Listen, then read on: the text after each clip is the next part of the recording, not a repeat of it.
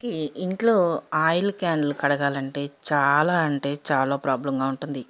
జిడ్డు సాగిపోతూ ఎంత రుద్దినా పోక ఆ డబ్బాలు మార్చలేక లేదా స్టీల్ క్యాన్లు అయితే స్టీల్ క్యాన్లు ఎలా అయినా సరే ఆయిల్ క్యాన్లు కడగాలంటే కొంచెం కష్టంగానే ఉంటుంది. అయితే మనం ఇంట్లోకి ఎప్పుడైనా పెరుగు డబ్బాలు కనుక తీసుకొచ్చుకుంటే ఆ పెరుగు డబ్బాలు పెరుగు అయిపోయిన తర్వాత శుభ్రంగా క్లీన్ చేసేసుకొని ఇలా పొడిగా ఉన్నప్పుడు డబ్బాని ఆయిల్ ప్యాకెట్ ఓపెన్ చేసుకొని ఆయిల్ కనుక ఈ డబ్బాల్లో పోసుకున్నాము అంటే ఒక డబ్బా అయిపోగానే ఆ డబ్బాని అలా పడేసేసి మరొక డబ్బా పెట్టుకోవచ్చు. ఎలాగైనా కూడా ఈ పెరుగు డబ్బాలు మనం వేస్ట్గానే పడేస్తూ ఉంటాం. కానీ ఈ పెరుగు డబ్బాలు మనకి చిన్న చిన్న పుదీనా చెట్లు అలాగే మరమం చెట్లు నాటుకోవటానికి కూడా చాలా బాగా ఉపయోగపడతాయి.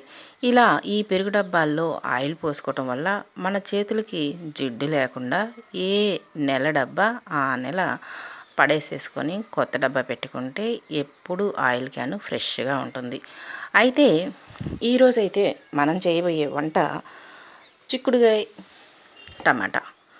మనకి గోడు చిక్కుడుగాయ అలాగనే మామూలు చిక్కుడుగాయ చాలామంది వరకు ఇష్టంగా తింటారు. మరి కొంతమంది కొంచెం కష్టంగా అవాయిడ్ చేస్తూ ఉంటారు, పెద్దగా ఇష్టపడరు. కానీ ఇలా గనక ఒక్కసారి చేసి చూశారు అంటే ఇక ఎప్పుడు కూడా చిక్కుడుగాయ వద్దు అనకుండా తినేస్తారు. అంత రుచిగా ఉంటుందన్నమాట. మనకి దీనికి కావాల్సిందల్లా ఓ పావు కేజీ టమాటాలు, ఒక 4-5 పచ్చిమిర్చి, ఓ పావు కేజీ చిక్కుడుగాయ, 2 పెద్ద ఉల్లిపాయలు, ఇవన్నీ కూడా బాగా సన్న ముక్కలుగా కట్ చేసుకొని ముందుగా పక్కన పెట్టుకోవాలి. చిక్కుడుగాయ అయితే మాత్రం సన్నగా ముక్కలుగా కట్ చేసుకున్న తర్వాత కాస్త ఉప్పు నీళ్ళు వేసుకొని 10 నిమిషాలు పక్కన పెట్టేసుకోవాలి.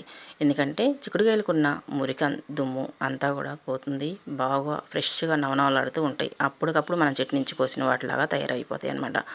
ఇలాగ అన్నీ సన్నగా ముక్కలుగా కట్ చేసుకున్న తర్వాత పొయ్యి మీద బాండి పెట్టేసుకొని ఒక 2-3 స్పూన్లు ఆయిల్ వేసుకొని ఆయిల్ హీట్ ఎక్కిన తర్వాత పోపు దినుసులు, 2 ఎండుమిర్చి, కాస్త కరివేపాకు వేసుకొని అవి కాస్త దూరగా వేగిన తర్వాత మనం ముందుగా కట్ చేసి పెట్టుకున్న టమాటా, పచ్చిమిర్చి అలాగే చిక్కుడుగాయ, ఉల్లిపాయ ఈ వెజిటేబుల్స్ మొక్కలు మొత్తం కూడా బాండీలో వేసేసుకొని ఒక 2 నిమిషాలు మంట మీద హై ఫ్లేమ్ మీద మగ్గనిచ్చుకోవాలి.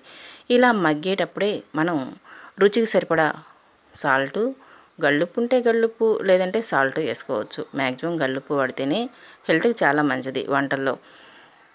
రుచికి సరిపడా గళ్ళుప్పు వేసుకొని తర్వాత ఒక చిటికెడు పసుపు వేసుకొని ఒక 5 నిమిషాలు మీడియం సైజ్ మంట మీద మూత పెట్టుకొని మగ్గనిస్తే టమాటా ముక్కలన్నీ కూడా బాగా మెత్తబడిపోయి దగ్గరకు వచ్చేస్తాయి. అలా వచ్చిన తర్వాత మనకి రుచికి సరిపడా కారం వేసేసుకొని 1-2 సార్లు అలా అలా తిప్పేసుకొని ఆ తర్వాత వచ్చేసి కాసిని వాటర్ యాడ్ చేయాలి.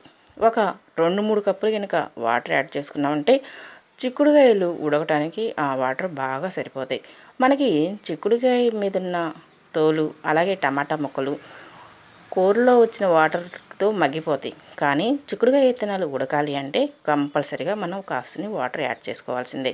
ఇలా వాటర్ యాడ్ చేసుకొని మూత పెట్టి కనీసం హై ఫ్లేమ్ మీద ఒక 5 నిమిషాలన్నా ఉడకనివ్వాలి.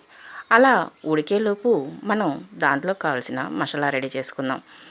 దానికి కావాల్సిందల్లా పచ్చి కొబ్బరి, చిన్న అల్లం ముక్క, అలాగనే కొంచెం చిన్నులపై ఎక్కువ మసాలా యాడ్ చేసే పని లేకుండా ఇలా సింపుల్గా కొంచెం మసాలా లైట్గా ఉన్నది యాడ్ చేసుకున్నామంటే కూర మంచి రుచిగా కూడా ఉంటుంది. అందులోనూ మనం పచ్చి కొబ్బరి యాడ్ చేసాం కాబట్టి కూరకి మరి కాస్త రుచి చేకూరుతుంది.